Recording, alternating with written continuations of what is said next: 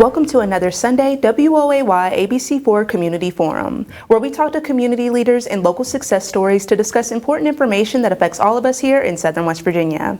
I'm your host, Brandy Lawrence, and today we're joined by another distinguished guest, Al Boland, who is the Vice President of Operations for WVU Medicine's Princeton Community Hospital, joins us this morning. Thanks so much for coming to the forum. Oh, it's great to be here. Thanks, Brandy. Absolutely, great having you here. So, for the people out there, can you tell us a little bit about WVU Medicine's Princeton Community Hospital's background? Sure. We have a very rich history. Princeton Community Hospital has been servicing Southern West Virginia for over 50 years. When it opened in 1970, it really only had 13 physicians and 125 employees, and it's hard to imagine that, but now we have over 400 physicians and over 1,500 employees. So it takes a village to really care for Southern West Virginia. Right now, we have a full-service acute care hospital in Princeton. We service a standalone emergency department that has outpatient services in the Bluefield market, and then we have our behavioral health pavilion over in Bluefield that services the mental health community, inpatient and outpatient, and we have 16 clinics that are scattered throughout Mercer, Wyoming, and McDowell counties. Wow. Yeah, it's really encompassing, like all of Southern West Virginia. Well, it is. A good bit of it. Exactly, yeah. You need to have a fingerprint in a variety of different areas when you're rural, so you want to make sure that access is not an issue. Absolutely. And you seem to be going through this stage of growth and expansion. It wasn't always Princeton Community Hospital and WVU Medicine. So what seems to be some of the most recent developments? Well, we became part of the system in January of this year, so a lot of work to get to that point. But our focus has really been on quality of care and access for our patients. The important part has been physician recruitment, making sure that even though we're rural, that patients don't have to leave our market to receive high quality care. And it's very important because patients in our region don't have the means to be able to transport to other locations. So we feel that it's very important to have that care available locally. So we've recruited within just the last year 11 new physicians and mid-level providers in various specialties so that those patients don't have to leave our market. A couple examples, our critical care and ICU have been very busy. Through COVID, we were full, and our staff have done a remarkable job of taking care of the sick of the sick. And so we have intensivists now that are actually in our ICU and CCU 24/7. So the importance of that is because these patients are usually on ventilators, they're usually getting a variety of different medicines or blood. It's important to have a specialized intensivist physician right at the bedside, and we offer that. The other thing that we've done is a pediatric hospitalist program. Because we see a number of children, we have 1,100 deliveries every year. Those newborns need to be cared for. And so it's important that in partnership with our community pediatricians that we have an in-house pediatrician. So we have a pediatric hospitalist program that takes care of all of our babies and children that we care for at the hospital. And that's been a big investment to make sure that we have the highest level of care capable for those kids. And our cath lab has really been a shining star. There's very few occurrences in healthcare where you can see an immediate life-saving event. And we have that with our 24/7 cath labs. We have 2 brand new cath labs that we opened close to 2 years ago now. And the importance of this is when people are having or experiencing chest pain or actively having a heart attack. That is so important. Time is muscle, right? We hear that all the time. American Heart Association, they're great partners of ours, and helping to get the education out there about early signs and symptoms of stroke or heart attacks are important. But it wasn't too long ago where patients had to be flown out to receive that high level of care. We're able to provide that right now in Princeton with those 2 cath labs. Dr. Ward and Dr. Lewis and our cath lab team do a remarkable job of saving lives each and every day, and we're very excited to have that. And we partner with our local ambulance services too, because it's important when they recognize patients who are having these early distress signals that they alert us. So many times patients will come into the hospital by ambulance, and go straight to our cath lab because the EMS services that we partner with are highly trained and give us the information we need to make those decisions timely to save heart muscle. So it's a great partnership to have with EMS to enhance that program. Yeah, and that's really wonderful too, because I know before this, really, I know a lot of people would automatically think, CAMC, go right to Charleston, which, if you're living here in like Mount Hope, Beckley area, it's about an hour or so out. Right. And if you don't have, an emergency like vehicle to get you there, then you're kind of fighting against time there. So Exactly. That's wonderful. Yeah, it was a great investment, about $12 million to be able to do that, but we felt it was so important to offer those services locally. And yeah, you mentioned that you became a partner with WVU Medicine earlier this year. How have patients really benefited from the partnership, and even some of the students? Right. It's alarming. I was just at a conference not too long ago, and one of the leading councils for hospitals and health systems did a presentation. And it's very alarming. This has been a trend that we've been seeing for years in healthcare. It's really no surprise, but it's alarming when you see some of the statistics that community hospitals that are not affiliated with academic medical centers or larger systems are closing across the country. And the estimate is somewhere around 600 hospitals could be closing nationally over the next 2 years. 200 of them are in immediate risk of closing because they just don't have the means and capacity to do it on their own, right? It's just so technical anymore and the cost is so high. So the value of being part of a wonderful institution like WVU Medicine has given us the ability to be on a more of a national stage. So when you have physicians or providers, mid-level providers who are looking to practice, many of them want the stability of practicing within a large organization because it provides that stability. And it also aligns some of the clinical pathways. So it's important that we stay evidence-based, right? So when we're providing care, you don't want care that's been provided 20 years ago unless it's still state-of-the-art. But you want to be able to see those advancements through an academic medical center like WVU Medicine and those clinical pathways making their way down to our oncologist or cardiologist or neurologist. So that partnership is extremely important. And it's allowed us to actually provide services through telemedicine that we weren't able to provide before, or we can't provide now because it's just very hard to recruit. So endocrinology is one of those shortages that you're going to see everywhere. Well, we have endocrinology services locally because we can use it through telemedicine to Morgantown and get our endocrinologists to give us feedback on patients that might be admitted to the hospital and need that level of expertise. And that level of expertise helps to drive care, the appropriateness of care, the timeliness of care, and really get patients out of the hospital sooner. So Telestroke is another wonderful program that we have to link patients who are actively having a stroke with neurosurgeons or neurologists out of Morgantown so that we can make timely decisions. So that advancement of being able to connect with those specialties are important. And it's not just the adults, right? So we've been talking about the pediatric population. We have a phenomenal program with our pediatric telemedicine program. We have about 15 specialties from genetics to cardiology, surgery, endocrinology, and it allows patients to stay local, meet with their provider out of Morgantown, and not have to drive there. So, a wonderful story is Amanda Meadows, who is our telemedicine provider, is the one that facilitates all of those consults with those patients. She herself and her son, Caden, often had to go to Morgantown at least every 2 weeks for a variety of different specialties. She can do that on her lunch break now without having to travel to Morgantown. So that's the level of enhancement of services, bringing those services closer to home where people don't have to drive. Our electronic medical record is also a significant advancement in terms of improving safety, but also really reducing the number of tests that are done on patients so that if you have to go from here to Morgantown and the specialist can actually look within the electronic medical record and see all of the tests that have been done at Princeton. And so there's no redundancy. There's a way that they can see all of the information that your doctor put in there, and it does save time and it does save money. That's wonderful. And you all are really working to, I see it as meeting people where they are. Correct. Yeah, it's important that you provide the services for the community that you're serving, and you need to understand your community. So I always say it's friends and family taking care of friends and family. So the importance of understanding what our community needs are is just as important as the care that we're providing to them. Absolutely, absolutely. And what has been the impact that you've seen the PCH on the Southern West Virginia as a whole?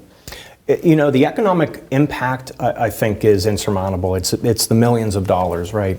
You know, in addition to the providers that we're bringing to the community, we've actually hired over 200 new staff. These aren't replacement staff, people who have left and we've replaced. These are 200 additional staff members that we've recruited from various parts of the region. I myself have a couple directors that we hired, one from Arkansas, one from Kentucky, one from Southern California, because of the opportunity and being part of the WVU health system.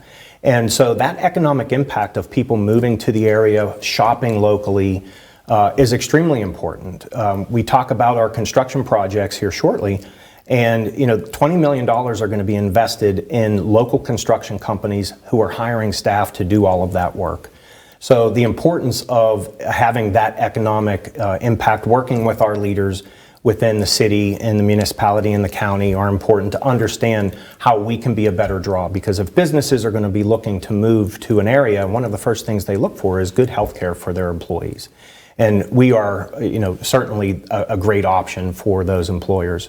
You mentioned about education. One of the advancements and investments that we've made is in an educational building. So we're outgrowing the footprint that we have, and we need to move just across the street to a new building, which will be support services, but it's for education. It's dedicated to serving the community in ways where we can provide CPR classes, where we can provide some additional enhanced medical classes to our EMS partners or other clinicians in the area. And it's also an opportunity for our students. We have a tremendous obligation to work with our colleges and our high schools and elementary schools and get children interested in health careers, because there are so many opportunities. But even when they're in those programs within the colleges, it's important that they have real-world clinical experience. So we've partnered with those colleges as far as 2-3 hours away to bring those students to Princeton Community Hospital to see the high quality of care that we provide in a real setting. And then the goal is to hopefully retain them, right? So we have a great program called the Aspiring Nurse Program. And you know, it's concerning that a lot of people that enter the nursing program are really one flat tire away from not being able to continue in the program for financial reasons, or just a number of other of the competing priorities that they have. So the Aspiring Nurse Program aligns with students who are in nursing programs for a 3-year commitment, and we give them $25,000 over that program to spend any way that they want, whether it's for the flat tire or for their education or for their books. And it allows those students to have a job the moment they graduate. Awesome. That's wonderful. And we're going to go off to our first break, but you guys stay tuned. I'm going to speak more with Vice President of Operations Al Bolin about everything that Princeton Community Hospital has to offer.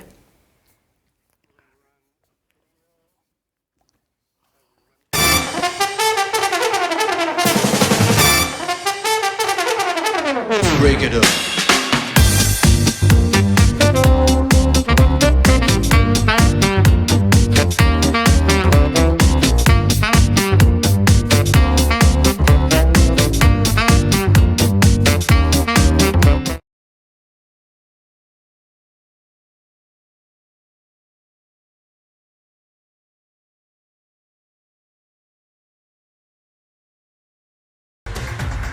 Welcome back to Sunday Community Forum. I'm here with Al Bolin, who is the Vice President of Operations for WVU Medicine's Princeton Community Hospital. And we're talking about everything that the facility has to offer. So we talked about, you all joining up with WVU Medicine and all of the new things that, you have to offer with WVU Medicine.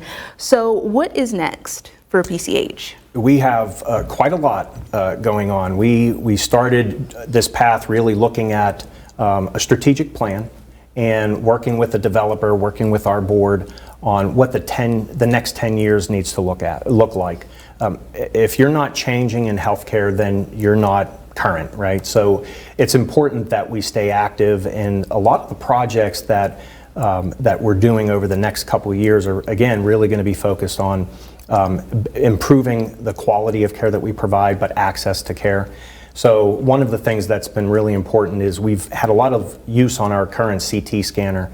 So we have to actually add another CT scanner that will complement the cardiac program and all of the volumes that we're getting through CT as a diagnostic tool for so many different things. And that's a $2 million investment that we have to have. And we've worked with our plan ops team and our imaging team to find the space to put it, because the equipment is not necessarily getting smaller, it's getting bigger, and it requires a lot of effort. So the CT scanner is going to be here end of this year and will be able to function at the beginning of 2024. And then the focus over the 24 into early 25 timeframe is going to be focused on oncology and cancer. So we have the programs and services now, but we're relocating to new space for infusion or chemotherapy, medical oncology, and our clinics, so the time that you spend with a physician and with a provider. And those two spaces are going to start here within the next couple months. The space for infusion is going to be on our second floor, and it's going to provide over 30 chairs that patients who are receiving chemotherapy for a period of time, and they'll be able to have brand new space and a new location from where they're currently at. So it's important that we provide, because the service continues to expand and grow, space sufficient enough for that volume. And then our third floor is a shelled space, and that will be 7,000 square feet where our clinic's going to be. So our providers are going to be there to be able to see patients and do routine follow-ups with them. So oncology is going to be the focus over the next couple of years. And what that will give us is space up on the fourth floor where we currently provide outpatient oncology services, and that will open up for 18 new private rooms. So the importance in healthcare moving forward is that we take this old, outdated space and renovate it so that it's fresh and new, but also privatizes the rooms. I think most hospitals in the country have a semi-privacy concern because people don't like to double up, but it's really an issue of space. We have the opportunity to create 18 new rooms that are going to be private for those patients, and it will provide the privacy that I think that they like to get. Also allowing family members to come and stay with them if they prefer. So those are the new projects that we have already the dollars for and the designs for and the construction teams set up to do that work, and that will end mid-25. So the goal right now is what's beyond that, and we're working with our developers on a variety of different projects that hopefully we'll be back here at this table talking about shortly. But it's really looking at what does the next 5 to 10 years look like for the care of Southern West Virginia. Awesome. That's really great. And it really looks like you all definitely did your research, especially with the focus on oncology and things like that. We've talked even on the show about West Virginia's lung cancer prevalence and breast cancer prevalence, things like that. So I know it's extremely important, and there are people out there that will really appreciate that. Yeah, I think it's important to point out, and it'd be a surprise if people aren't aware, but West Virginia ranks at the bottom of the nation almost every year, 50 out of 50 in terms of our health. So we need to do a much better job of taking responsibility for our health, and certainly, WVU Medicine, Princeton Community Hospital, and all of our partners are focused on how do we do that, right? So as you look at health disparities, part of the hospital's responsibility as being not-for-profit is to do a community health needs assessment. And it's important that we partner with our board of directors who are all local, our physicians, our staff who live local, and our communities to understand what their health concerns are, right? So statistically, we know that most of the chronic conditions that we're dealing with down in Southern West Virginia, or the two Virginias, is really the same nationally. So cardiac disease, stroke, diabetes are all chronic conditions. Lung conditions are more prevalent here because of the coal industry. So we have a prevalence of COPD or congestive heart failure that might be a little bit more prevalent than other areas of the country. So our focus is really to partner with the community to understand its health needs, understand the data that supports what it is that we need to focus on, and be active in the community. So the health fair that we just had on Friday was a great success. The opportunity to bring people in, work with the Rotary Club of Princeton as a fundraiser as well, and do some low-cost screenings for the folks there, as well as some preventative tools. So we want to make sure that people don't fall in their homes, that they feel safe in their environment. And so we have an obligation to help prevent and increase wellness, and that message needs to be spread throughout the community, because we all have responsibility for our own health. So how can we help educate so that it's a little easier for people to understand where the risks are, but also, God forbid they need it, where to go if they need that care. Absolutely. And I've seen like a common theme, I think, throughout our entire, interview that we've done is accessibility. And speaking of which, I see you guys have the WVU MyChart app. Right. So what exactly does that do for patients? Well, I think we're getting to this point. I tell people all the time, I think like my parents more than I do my children now, but my children are teaching me so much about technology, and one of the aspects of technology that helps to cut into the delays and the access issues that people tend to have who are working with their primary care provider about health is the MyChart app. So the MyChart app is an opportunity that all the top healthcare organizations in the country utilize, and you have the opportunity to download the app onto your smartphone and in real time be able to create appointments for yourself, communicate directly to your physician on questions that you might have about new medicine that you were placed on or just how you're feeling. And it's an opportunity to get test results. Oftentimes, myself personally, I had to get an ultrasound, and as I was walking to my car, I got the results on my phone.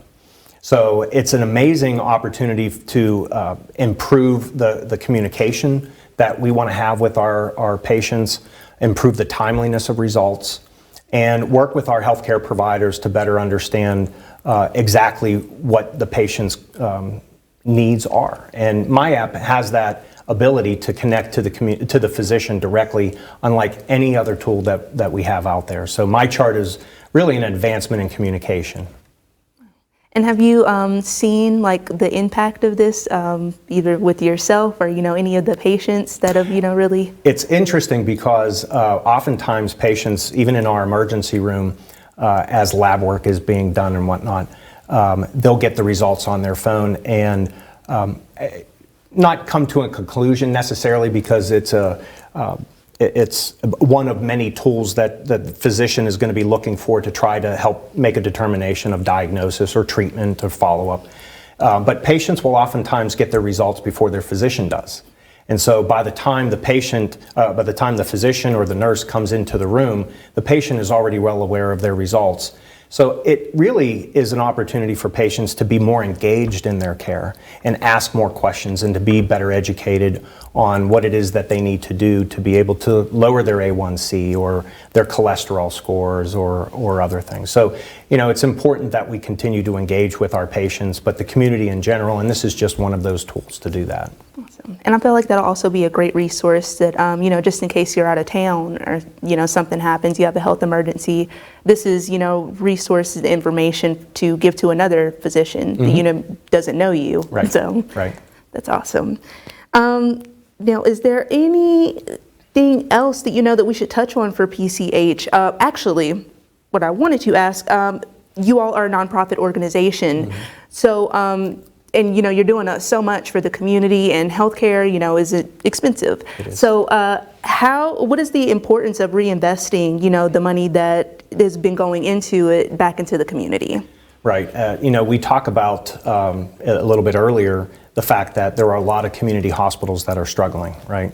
And not to be confused, not for profit doesn't mean that hospitals should not make a profit.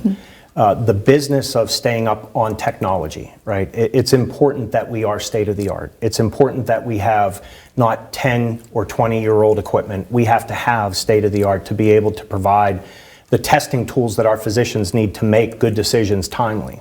And that comes at a cost. Healthcare is very costly because of that technology and the advancement that, quite frankly, the United States and businesses invest in to be able to give us those resources to improve the quality of care that we have in the United States and locally in southern West Virginia and the two Virginias.